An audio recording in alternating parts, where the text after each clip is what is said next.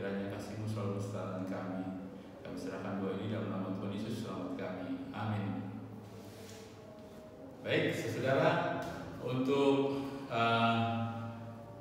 Kaleb dan Yosua waktu kemarin kita sudah bahas. Sekarang kita akan mempelajari nubuatan tentang Musa.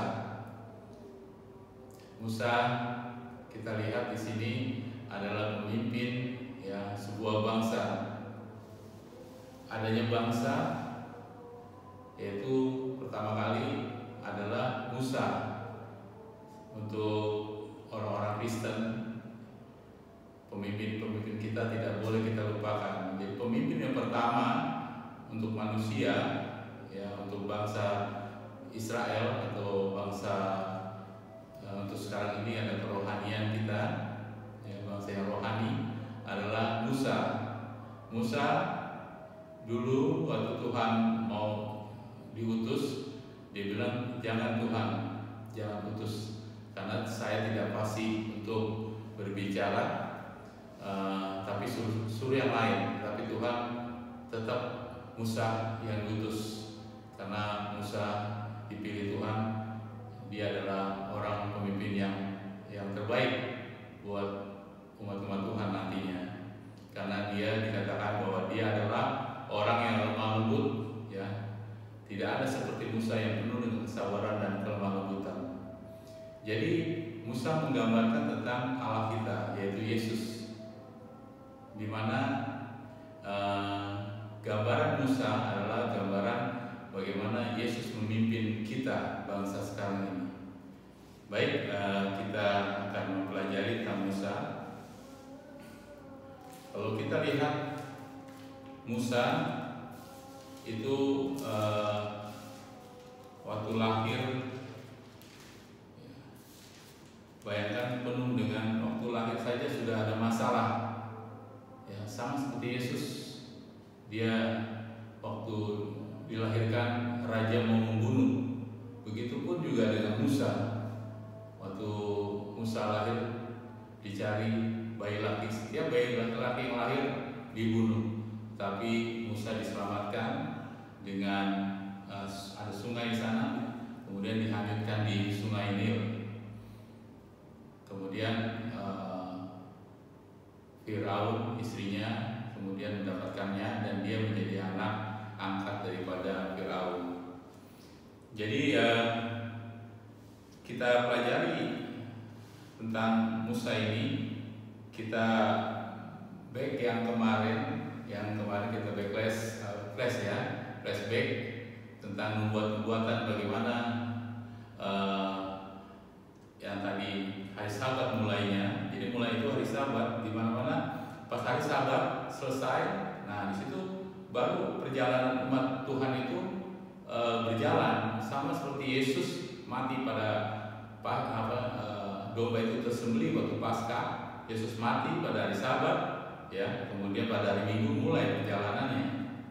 Jadi hari Sabat waktu Yesus disembelih, kemudian mereka hari Sabat mulai ada perjalanan pada hari itu juga. Demikian pula Yesus waktu dia mati ya, dia langsung mengadakan di situ mengalahkan dosa ya, mengalahkan dosa. Jadi kita keluar dari perhambaan dosa. Dan demikian juga Musa, kalau kita baca di sini di Keluaran ya, baca Keluaran, Musa dia 40 tahun ya, 40 tahun dia menjadi anak angkat ya, dari kecil sampai besar ya. Dia 40 tahun di Mesir, kemudian dia melarikan diri 40 tahun menjadi gembala ya. Di sana Tuhan akhirnya menampakkan diri kepada Musa. Kemudian Musa diutus 40 tahun, kemudian 40 tahun lagi dia akhirnya memimpin bangsa Israel. Jadi kalau kalian perhatikan 40-40 ini adalah hal yang penting yang perlu kita pelajari, karena 40 ini adalah kehidupan bangsa Israel. Saudara yang kasih dalam Tuhan, Yang saya mau bahas di sini adalah bagaimana Musa itu naik gunung, kemudian berbicara dengan Tuhan di atas gunung selama 40 hari. Kita tahu bahwa permulaan itu Tuhan pada hari Sabat tunggu 3 hari, kata Tuhan, tunggu 3 hari, pas 3 hari baru ketemu, ya, baru mereka naik ke atas. Kemudian 40 hari di atas gunung, Jadi waktu kita mempelajari Kaleb, ya, waktu Kaleb mereka 40 hari itu ada pemberontakan, ya, kemudian generasi yang 20 ke atas, ya, selama 40 itu habis, ya, sampai pun Musa dan Harun ikut mati juga, meskipun dia pemimpin, tidak bisa menikmati tanah Kanaan yang dijanjikan. Tetapi karena sudah surgawi, Tuhan sudah tentukan. Tapi gara-gara orang yang memberontak, akhirnya orang benar pun ada yang ikut, ya. Dan juga di sana banyak lika-liku kehidupan. Demikian pun waktu Musa. Jadi Musa pas selesai hari Sabat itu dia dipanggil Tuhan naik ke atas pegunungan, kemudian dengan suara yang awan itu pekat, kemudian dengan guntur, bunyi kilat, dan Tuhan menunjukkan kemuliaannya di atas gunung. Jadi Tuhan mau menunjukkan bahwa kasih Tuhan itu besar, dan bagaimana hukum itu suci adanya, dan bagaimana kemuliaan Tuhan itu memberikan hukum itu. Jadi karena pemberontakan, sebetulnya hukum diberikan itu karena banyaknya pelanggaran-pelanggaran.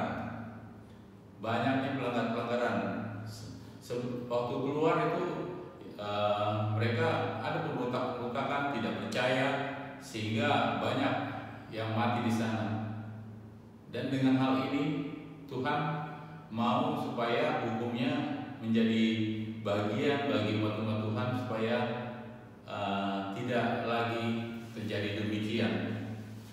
Kemudian kita lihat apa yang terjadi pada saat 40 ini. 40 yang pertama, Musa setelah dia makan mana, ya, jadi dijelaskan waktu dia makan mana, dia bawa bekal untuk makan mana, kemudian mana itu akhirnya menguatkan dia juga dalam 40 hari 40 malam berpuasa. Jadi sama seperti Elia, jadi dengan makanan dari mana itu juga dapat menguatkan kehidupan kita. Jadi kita lihat persamaan-persamaan daripada firman Tuhan dari Elia.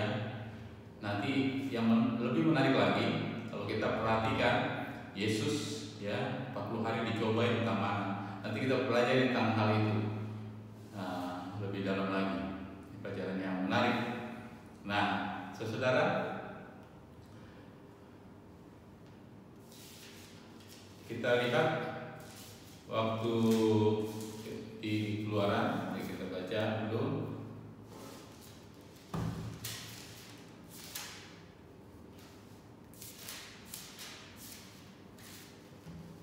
Di Keluaran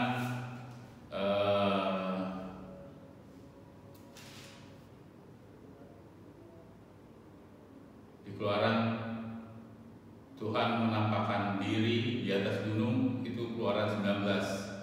Ya, Keluaran 19. Kita baca dulu di ayat yang ketiga, ya. Lalu naiklah Musa menghadap Allah, dan Tuhan berseru dari gunung itu kepadanya, beginilah kau katakan kepada keturunan Yakub, dan kau beritakanlah kepada orang Israel, kamu sendiri telah melihat apa yang telah kulakukan kepada orang Mesir, dan bagaimana aku telah mendukung kamu di atas sayap Raja Wali dan membawa kamu kepadaku. Jadi sekarang jika kamu sungguh-sungguh mendengarkan firman-Ku dan berpegang pada perjanjian-Ku, maka kamu akan menjadi harta kesayangan-Ku sendiri di antara segala bangsa, sebab Akulah yang mempunyai seluruh bumi. Kamu akan menjadi bagiku kerajaan imam dan bangsa yang kudus. Inilah semuanya firman yang harus kau katakan kepada orang Israel. Jadi ayat ini Tuhan memilih bangsa Israel ini menjadi kudus, suci, ya. Dan pada saat nanti Dia berikan hukumnya, Tuhan mau bangsa Israel itu menurut. Jadi hukum-hukum diberikan supaya melindungi kita daripada yang jahat. Jadi mereka sudah mengadakan, di atas ini mengadakan perjanjian pernikahan. Ya, menjanjikan, ingat, perjanjian pernikahan sebelum mereka berbicara di atas 40 hari di atas pergunungan. Tuhan ini mengadakan ikatan perjanjian dan bangsa Israel setuju. Dan ikatan ini dimulai adalah, ya, ikatan ini adalah seperti pernikahan. Seperti pernikahan, sama seperti sahabat. Jadi sebelum mengadakan suatu hubungan yang serius harus ada ikatan. Ya, bagaimana dua orang berjalan-jalan kalau tidak saling ada perjanjian? Jadi sebelum 40 tahun itu berjalan, ya, Tuhan menurunkan hukum-hukumnya, ketetapan-ketetapannya, kemudian di situ mengadakan perjanjian dan orang-orang Israel mengatakan setuju menurut ketetapan-ketetapan dan menjadi bangsa yang kudus. Ya, perjanjian itu akan kekal, ya. Meskipun banyak jatuh bangun, orang-orang banyak yang berontak, tetapi umat Tuhan akan menjadi umat kesayangannya. Dan di antara mereka ada orang yang menurut dan ada yang meninggikan hukum, ya. Orang-orang yang percaya pada hukum dan iman kepada Yesus. Makanya di sini di ayat pertama di sini dikatakan, beginilah kau katakan kepada keturunan Yakub dan kau beritakanlah kepada orang Israel, kamu sendiri telah melihat apa yang kulakukan kepada orang Mesir. Jadi apa yang dilakukan kepada orang Mesir? Ya, orang Mesir itu dilakukan. Akhirnya apa? Orang itu Mesir itu tenggelam dalam air, tapi sebelum tenggelam apa yang dilakukan oleh Yesus? Yesus mati. Apa yang dilakukan Yesus? Yesus mati. Paskah itu domba tersembelih. Dengan ada domba tersembelih baru keluar. Jadi tidak ada orang yang bisa keluar tanpa Yesus. Dengan usaha apapun, ya, orang keluar dari perhambaan dosa tidak bisa. Hanya Yesus, darah Yesus yang bisa mengeluarkan mereka dari sana. Itu yang Tuhan lakukan. Makanya pas setelah 10 hari itulah, ya, baru anak darah dan darah anak domba itu tercurah. Kemudian bangsa Israel keluar tanpa ada kecurahan darah, tidak akan ada keselamatan, tidak akan ada orang Israel keluar dari Mesir. Makanya Tuhan Yesus, saudara, dosa ini sangat besar. Dosa ini membuat kita akan tetap dalam dosa atau kita keluar. Kita nggak bisa keluar tanpa Yesus. Jadi kita bersyukur kepada Tuhan Yesus yang mencurahkan darahnya dan kita keluar dari perhambaan dosa. Jadi 10 ini, ya, tulah yang diberikan Mesir. Ingat nanti puncak gunung itu ada 10. Kan tadi saya bilang penghukuman itu 10. Dalam 10 itu bisa dikategorikan ada bijak, ada 5 bijak, ada yang bodoh. Jadi dalam 10 itu Tuhan di situ ada ujian. Ada ujian. Jadi Tuhan juga, kalau Firaun bertobat, ya pasti Tuhan tidak akan membinasakan Mesir, kan begitu, orang-orang sana.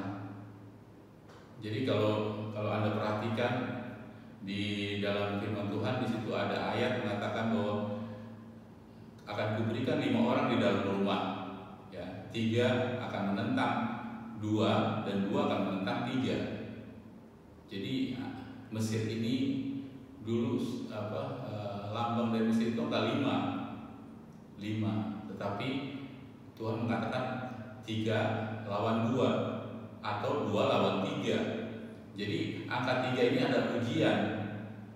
Bila mereka menang akan ujian, ya, berarti Roh Allah 2 ini, Roh Allah, kalau dia kalah akan ujian, Roh Allah ini tidak akan bersama-sama dia. Jadi Roh Allah mengalahkan 3. Tetapi kalau 3 mereka menang atas ujian tersebut, ya, Roh Allah bersama-sama dengan dia. Jadi 3 mengalahkan 2, jadi Roh Allah bersama-sama. Jadi saudaraku, di atas nanti pas Musa di atas gunung itu 40 hari, ya, 40 hari dia menerima apa? Dia menerima 10 hukum. Pernahkah kita memikirkan kenapa 10? Saya juga pernah berpikir, kalau Pancasila kenapa 5 ya? Kenapa 5?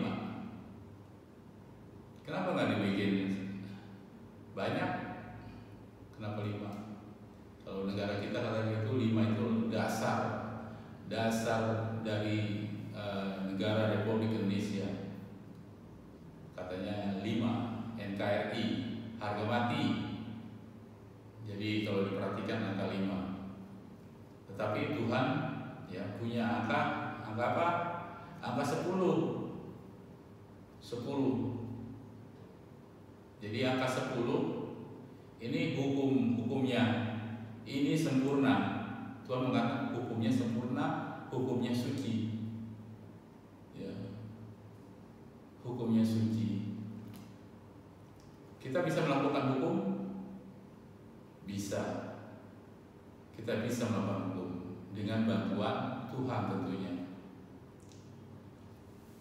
Dan kalau ada orang mengatakan hukum sudah dipakukan, wah, itu salah besar ya. Hukum sudah tidak berlaku lagi, salah besar. Karena itulah dasar iman kita. Bukti kekuatan kita adalah iman, dan iman dengan perbuatan-perbuatan kita sesuai dengan hukum ketetapan yang telah Tuhan berikan di atas gunung Musa.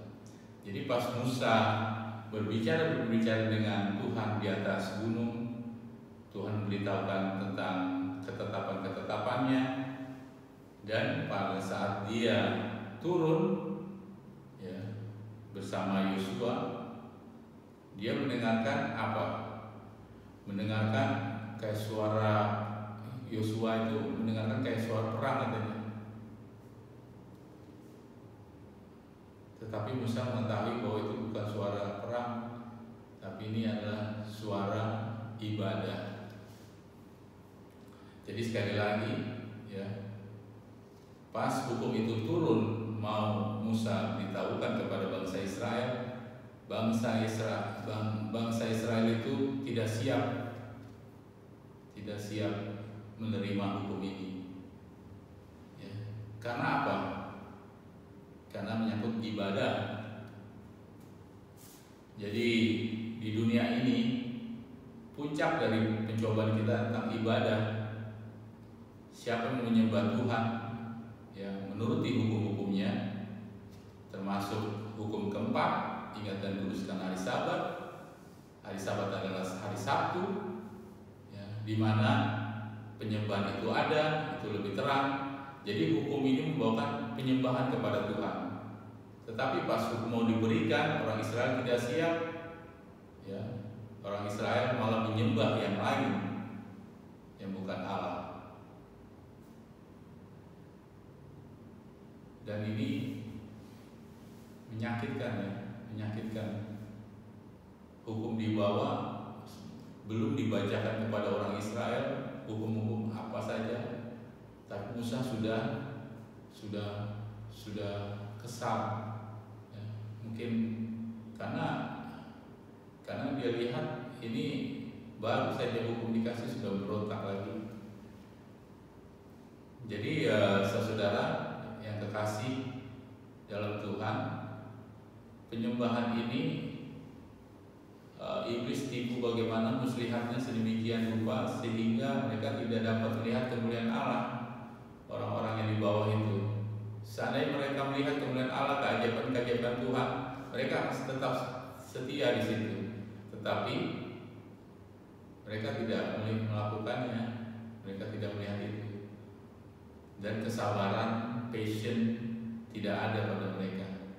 Maka yang penting adalah ketekunan orang-orang kudus yang menuruti perintah Allah dan iman kepada Yesus. Ketekunan ini adalah passion, orang yang sabar menunggu hukum itu datang di dalam hati kita, menunggu bagaimana Nabi kita memberikan instruksi, bagaimana nabi-nabi yang Tuhan telah perintahkan itu supaya kita ikuti. Tetapi oleh kehendak pikiran mereka sendiri, mereka melakukan hal itu. Jadi kalau di dunia sekarang kehendak manusia itu lebih, ya, kehendak manusia itu mereka lebih dominan, lebih mau atas kehendaknya sendiri daripada kehendak Tuhan. Jadi setelah 40 ada cobaan tadi adalah penyembahan, ya, penyembahan. Kemudian hukum itu hancur, ya, gara-gara hal itu nanti penyembahan hukum ditiadakan, diinjak-injak hukum, ya. Kemudian mereka akhirnya harus ada reformasi. Nah, reformasi tentang hal ini adalah mereka akhirnya Musa lagi, pemimpin lagi. Musa harus naik lagi, dan Tuhan bilang itu hukum yang dipecahkan itu batunya dipahat lagi oleh Musa, ya, dipahat sendiri lagi, jadi 2 batu itu dipahat lagi, kemudian harus naik lagi. Kemudian Tuhan berbincang-bincang lagi 40 tahun lagi. Nah, kenapa harus 40 tahun lagi? Kan sudah 40 tahun sudah bicara, dan kenapa 40 tahun lagi? Karena ini adalah gambaran nubuatan yang akan terjadi. Jadi, tetapi 40 tahun ini akan diperbaharui. Lihat aja kalian. Jadi hukum 40, ya, itu harus berlaku 40. Jadi 40 tahun waktu Kaleb itu 40 hari ganti 40 tahun. Lihat Tuhan. Jadi memberontak, dan waktu Musa di atas gunung kemudian memberontak ini akhirnya Tuhan harus 40 tahun lagi. Demikian. Jadi penggenapan akan terjadi. Jadi pas Musa 40 yang kedua itu Musa naik, maksudnya di atas gunung, mereka Tuhan berizinkan. Apa yang terjadi 40 pas Musa turun menerima? Apakah bangsa Israel berontak lagi menyembah yang lain? Tidak. Mereka menunggu Musa. Nah, ini yang kaitannya dengan akhir zaman ini. Jadi akhir zaman sekarang kita waiting. Saya tidak tahu bahasa Inggris, tapi istilahnya mereka bersabar menunggu. Makanya waktu Ka'bah, kita kalau nanti belajar Ka'bah, ya, tentang imam yang setahun sekali akan masuk ke bilik yang maha suci, kemudian ditugaskan kepada semua bangsa, ya, mereformasi, mengganti pakaiannya, kemudian mereka harus menunggu jangan sampai ada dosa di situ. Kemudian bagaimana mereka mengadakan persekutuan, ya, berkumpul. Nah, seperti itu, ya. Jadi mereka menunggu Musa dan mereka tidak mengulangi hal itu. Jadi waktu Tuhan Yesus juga, ya, kalau bilang waktu di angkasa, ya, kamu tunggulah 10 hari di sini. Nanti pas 10 hari akan ada Roh Kudus datang, akan dicurahkan Roh, ya. Mereka akhirnya menunggu, ya. Kemudian apa yang dilakukan murid-murid? Mereka satu hati sepikir, ya. Kemudian saling membagi, saling tidak ada yang menguasai, tidak ada yang membeda-bedakan lagi.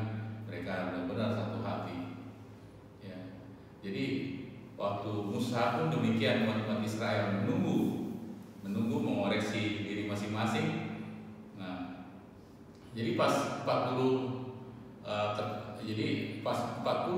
di atas gunung Tuhan memberikan hukum-hukumnya, ketetapan, dan yang paling penting adalah Tuhan memberikan instruksi tentang mendirikan bait Allah. Nah, ini penting. Instruksi semua ini ada ketetapan.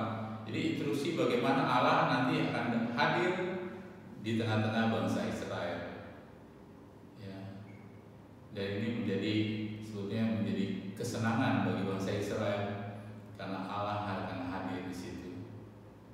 Allah akan hadir.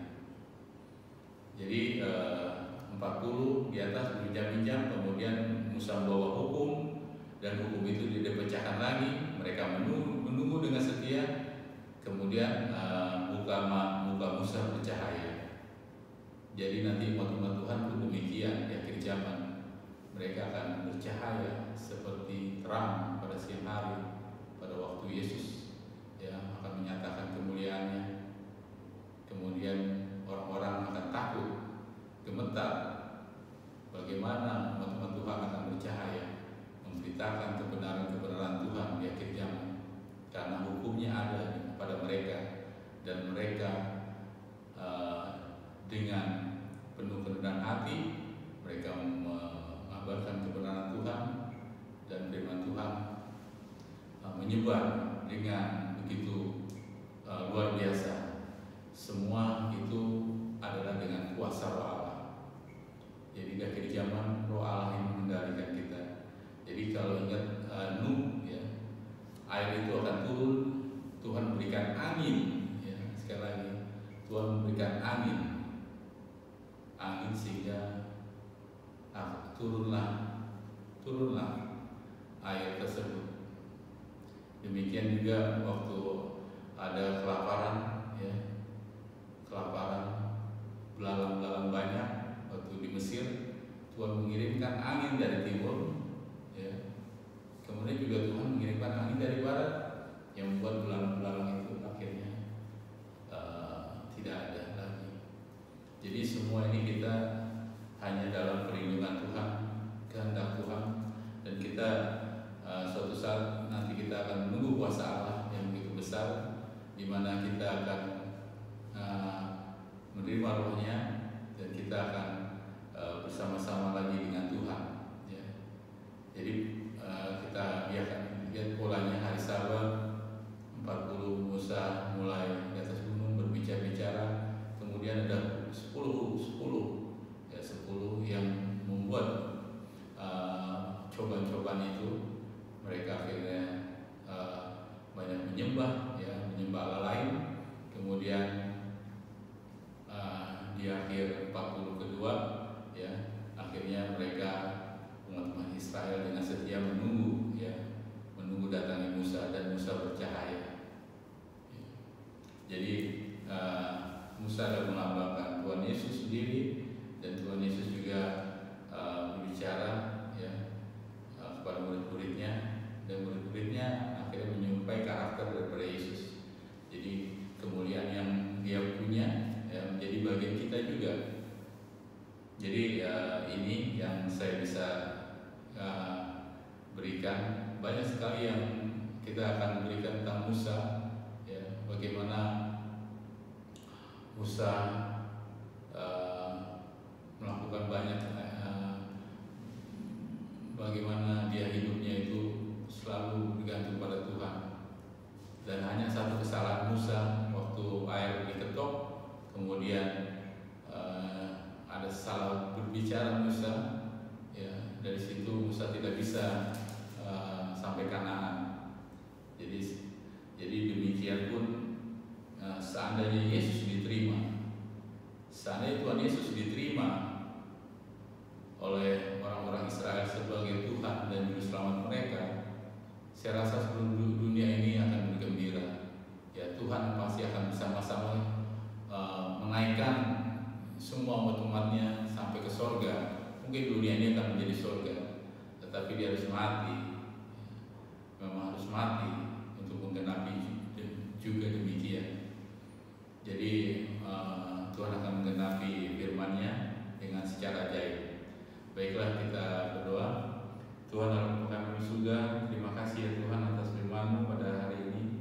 Biarlah ya Tuhan, contoh-contoh yang di Alkitab ya Tuhan, tentang apa yang Kau lakukan dan apa yang telah Engkau berikan firman kepada kami ya Tuhan, kami ikuti ya Tuhan Yesus.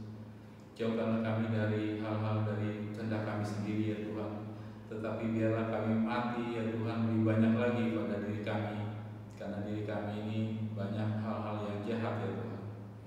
Bapa di surga, terima kasih atas darah-Mu yang tercurah buat kami. Selamatkanlah kami ya Tuhan. Hanya dalam nama Tuhan Yesus kami berdoa mengucap syukur, terima kasih. Amin.